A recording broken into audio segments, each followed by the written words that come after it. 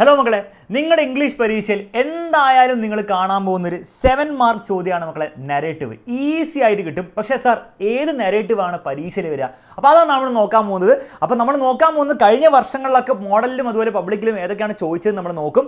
അതിനുശേഷം നമ്മൾ പ്രൊഡിക്റ്റ് ചെയ്യും 2025 നിങ്ങളുടെ പരീക്ഷ ഏതാണ് വരാൻ പോകുന്ന കാര്യം. ഓക്കെ, അപ്പോൾ നമ്മൾ വെറും ഒരു പ്രൊഡിക്ഷൻ അല്ല ചെയ്യാൻ പോകുന്നത്, കാൽക്കുലേറ്റഡ് പ്രൊഡിക്ഷൻ ആണ്. വെറും പ്രൊഡിക്ഷൻ ചെയ്യുന്നതിൽ ഒരു അർത്ഥമില്ല, അതിലൊരു കാര്യമില്ല. വെറുതെ നമ്മളെന്താണ് ഇങ്ങനെ ഡൈസ് എറിഞ്ഞിട്ട് നമ്പർ വീഴുന്ന പോലെ തന്നെ ആയിരിക്കും. പക്ഷേ നമ്മൾ ചെയ്യാൻ പോകുന്ന കാൽക്കുലേറ്റഡ് പ്രൊഡിക്ഷൻ ആണ്. കാൽക്കുലേറ്റഡ് പ്രൊഡിക്ഷൻ എന്ന് പറഞ്ഞാൽ വളരെ സിമ്പിളാണ്.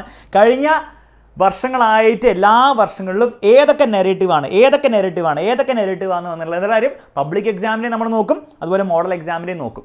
ഓക്കെ, നിങ്ങൾ നോക്കേണ്ട ആവശ്യമില്ല, ഞാൻ ഓൾറെഡി നോക്കിയിട്ട് ഇത് വൃത്തിയായിട്ടൊരു ടേബിൾ ആക്കിയിട്ടുണ്ട്. ഈ ടേബിളിൻ്റെ അടിസ്ഥാനത്തിലാണ് നമ്മൾ നാളത്തെ പരീക്ഷയ്ക്ക് വേണ്ടിയിട്ട് പഠിക്കേണ്ടത്. ഏത് നെഗറ്റീവ് വരുന്നു അത് കൃത്യമായിട്ട് പഠിക്കേണ്ടത്. നിങ്ങൾ നോക്കിയാൽ മനസ്സിലാവും. 2025 ഈ വർഷത്തെ മോഡലിൽ വന്നത് എന്താണ്? വാങ്കയുടെ ആയിരുന്നു. വാങ്കയുടെ ഹാർട്ട് ബ്രേക്കിംഗ് എക്സ്പീരിയൻസിനെ പറ്റി എഴുതാണ് പറഞ്ഞത്. 24 നോക്കുകയാണെങ്കിൽ അഡ്വഞ്ചേഴ്സ് ഇൻ ബാനൻട്രിയിലെ കോബ്രയും മൊങ്കൂസുമുള്ള ഫൈറ്റ് സീൻ, അതാണ് ചോദിച്ചത്. വളരെ സിമ്പിളാണ്.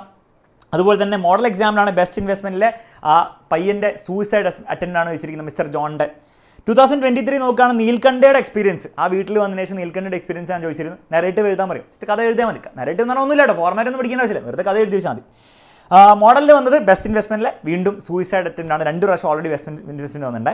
നെക്സ്റ്റ് നമ്മൾ 2022 നോക്കുകയാണെങ്കിൽ അഡ്വഞ്ചേഴ്സിൻ്റെ ബാനിയൻട്രിയിൽ ഫൈറ്റിൻ്റെ കാര്യമല്ല, ബോയും നേച്ചറുമായിട്ട്, ബോയും ആ മരത്തിൻ്റെ മണ്ടയിരുന്ന കഥ, അതുപോലെ സ്ക്വിരലുമായിട്ടുള്ള ഇൻട്രാക്ഷൻ കഥ, അതാണ് ചോദിച്ചത്. അതെന്തായിരുന്നു എന്നാണ് ചോദിച്ചിരിക്കുന്നത്. അപ്പോൾ ആ ഡീറ്റെയിൽസ് ഒക്കെ എഴുതിയാൽ അവിടെ മാർക്ക് കിട്ടുമായിരുന്നു. മോഡലിൽ ചോദിച്ചിരുന്ന ആ വർഷം അഡ്വഞ്ചേഴ്സിലെ തന്നെ ഫൈറ്റ് സീനാണ് കോബ്ര. അപ്പോൾ കോബ്ര ഫൈറ്റ് സീൻ 2 പ്രാവശ്യം ഓൾറെഡി ചോദിച്ചിട്ടുണ്ട് കേട്ടോ. 2021 പബ്ലിക്കിൽ ചോദിച്ചത് എന്താണ്? ബെസ്റ്റ് ഇൻവെസ്റ്റ്മെൻറ്റിലെ സൂയിസൈഡ് അറ്റംപ്റ്റ് ആണ്. 3ാമത്തെ പ്രാവശ്യമാണ് ചോദിക്കുന്നത്. ആൻഡ് മോഡൽ എക്സാമിൽ ചോദിച്ചത് സ്നേക്ക് ആൻഡ് മിററിലെ നമ്മുടെ ഹോമിയോപ്പത്തിൻ്റെ മുകളിൽ സ്നേക്ക് വന്ന് വീഴുന്ന കഥയാണ് ചോദിച്ചിരിക്കുന്നത്. അപ്പോൾ ഒരു കാര്യം വളരെ ക്ലിയർ ആണ്, ബെസ്റ്റ് ഇൻവെസ്റ്റ്മെൻറ്റിലെ സൂയിസൈഡ് അറ്റംപ്റ്റ് അത് ഒരു കാരണവശാലും നിങ്ങൾ പഠിക്കാതെ പോകരുത്. കാരണം എപ്പോഴും വീണ്ടും ചോദിച്ചുകൊണ്ടിരിക്കുന്ന കാര്യമാണ്.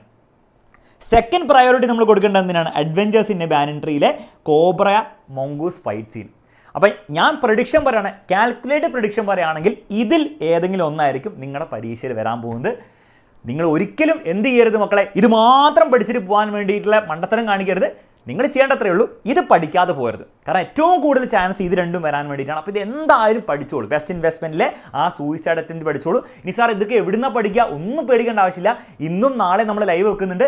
ഇന്ന് കംപ്ലീറ്റ് ചാപ്റ്റർ നമ്മൾ എടുക്കുന്നതായിരിക്കും. ആ കംപ്ലീറ്റ് ചാപ്റ്ററിൻ്റെ ലൈവിൽ തന്നെ വന്നു കഴിഞ്ഞാൽ നമ്മൾ കംപ്ലീറ്റ് കഥ അങ്ങോട്ട് പറഞ്ഞു തരും. ഓക്കെ, ഈ ചാപ്റ്ററിന് മാത്രമല്ല എല്ലാ ചാപ്റ്ററും പറഞ്ഞു തരും. ഈ ചാപ്റ്ററിനെ കുറച്ചും കൂടി എംഫസൈസ് ചെയ്ത് പറഞ്ഞു തരും. കാരണം നമുക്ക് അറിയില്ല പരീക്ഷയിൽ ഇതാണ് വരാൻ ചാൻസ് ഉള്ള കാര്യം. ക്ലിയർ ആണല്ലോ? മാത്രമല്ല നാളെ ഡിസ്കോഴ്സിൽ നമ്മൾ എന്ത് ചെയ്യും, ഇതിൻ്റെ ഫോർമാറ്റ് എല്ലാം പഠിപ്പിക്കും. നരേറ്റീവിൽ ഫോർമാറ്റ് ഒന്നും പഠിക്കാനില്ല, എന്നാലും ലൈവിൽ വന്നിരിക്കുക. അപ്പം കുറച്ചുകൂടി എക്സാമ്പിൾ വെച്ച് പറഞ്ഞിട്ട് ഇതിന് ആൻസറൊക്കെ കൃത്യമായിട്ട് പറഞ്ഞു തരുന്നതായിരിക്കും. ക്ലിയർ ആണല്ലോ മക്കളെ? റെഡി. അപ്പോൾ ഈ 2 ചാൻസാണ് ഏറ്റവും കൂടുതൽ നമ്മൾ കാണുന്നത് പരീക്ഷയിൽ വരാൻ വേണ്ടിയിട്ട്.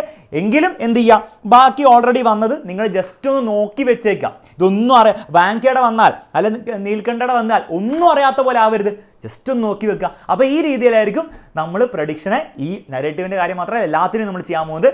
അപ്പോൾ അടിച്ച് പൊളിച്ച് പഠിച്ചോളൂ. ഈ 2 പ്രഡിക്ഷൻ ഏതാണ്ട് ഉറപ്പിച്ചു വെച്ചോളൂ പരീക്ഷയിൽ വരാൻ ചാൻസ് എന്നുള്ള കാര്യം. അതുകൊണ്ട് അത് കൂടുതൽ ഇമ്പോർട്ടൻസ് കൊടുത്ത് പഠിക്കുക. ഓക്കെ, അപ്പോൾ ഈ വീഡിയോ യൂസ്ഫുൾ ആയെങ്കിൽ അടുത്ത എന്ത് സെക്ഷൻ്റെ പ്രഡിക്ഷൻ വീഡിയോ ആണ് വേണ്ടതെന്ന് കമൻറ്റ് ബോക്സിൽ കമൻറ്റ് ചെയ്യുക. നമ്മൾ ചെയ്യുന്നതായിരിക്കും. മറ്റൊരു വീഡിയോയിൽ വീണ്ടും കാണാം. Bye and take care.